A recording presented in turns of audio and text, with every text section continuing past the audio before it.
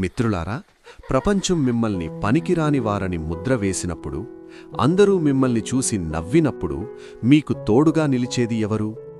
ఈరోజు మనం ప్రపంచ ప్రసిద్ధ శాస్త్రవేత్త థామస్ ఆల్వా ఎడిసన్ జీవితంలోని ఒక కళ్ళు చెమర్చే నిజాన్ని తెలుసుకుందాం.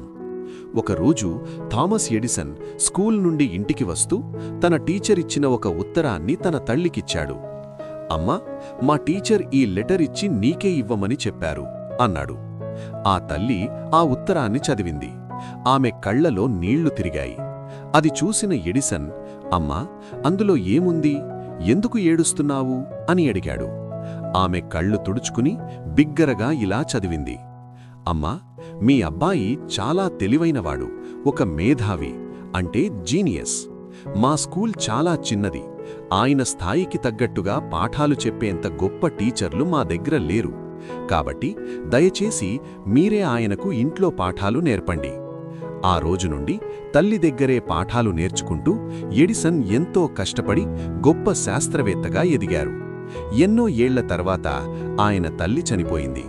ఒకరోజు ఎడిసన్ తన పాత సామాన్లను సర్దుతుండగా చిన్నప్పుడు టీచరిచ్చిన ఆ పాత ఉత్తరం దొరికింది. ఉత్సాహంగా దాన్ని తెరిచిన ఎడిసన్ షాక్ అయ్యాడు. అందులో అసలు రాసి ఉన్నది ఇది: మీ అబ్బాయి బుర్ర తక్కువవాడు, మెంటలీ డెఫిషియంట్. ఆయనకు మేము చదువు చెప్పలేము. ఇకపై ఆయన్ని మా స్కూలుకి పంపకండి. ఆ అక్షరాలు చూసి ఎడిసన్ చిన్నపిల్లాడిలా ఏడ్చాడు. తన డైరీలో ఇలా రాసుకున్నాడు: ఒక బుర్ర తక్కువ వాణ్ణి ఒక దేవతలాంటి దేవతల్లి శతాబ్దపు గొప్ప శాస్త్రవేత్తగా మార్చింది. అమ్మ ఇచ్చిన ఆ ధైర్యంతోనే ఎడిసన్ ఎలక్ట్రిక్ బల్బును కనిపెట్టాలని నిర్ణయించుకున్నాడు. ఆయన ఒకసారి కాదు, 100 సార్లు కాదు, ఏకంగా 1000 సార్లు విఫలమయ్యాడు. బల్బు వెలగలేదు. అప్పుడు ఒక రిపోర్టర్ అడిగారు, సార్, 1000 సార్లు విఫలమయ్యారు కదా, ఆ ప్రయత్నం వృధా అని మీకు అనిపించడం లేదా? ఎడిసన్ చిరునవ్వుతో అన్నాడు, నేను 1000 సార్లు విఫలం కాలేదు. బల్బు వెలగడానికి పనికిరాని 1000 మార్గాలను నేను కనుగొన్నాను. అంటే నేను గెలుపుకి 1000 అడుగులు దగ్గరయ్యాను.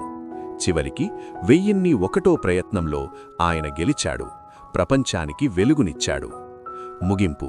మిత్రులారా, ఈరోజు మీ అమ్మ మీ మీద పెట్టుకున్న నమ్మకమే మీ రేపటి గెలుపు. మీ అమ్మ కోసం మీరు ఏం సాధించాలనుకుంటున్నారో కామెంట్ చేయండి. ఈ వీడియో మీకు నచ్చితే సబ్స్క్రైబ్ చేయండి. తల్లి ప్రేమను మించిన శక్తి ఈ ప్రపంచంలో లేదు.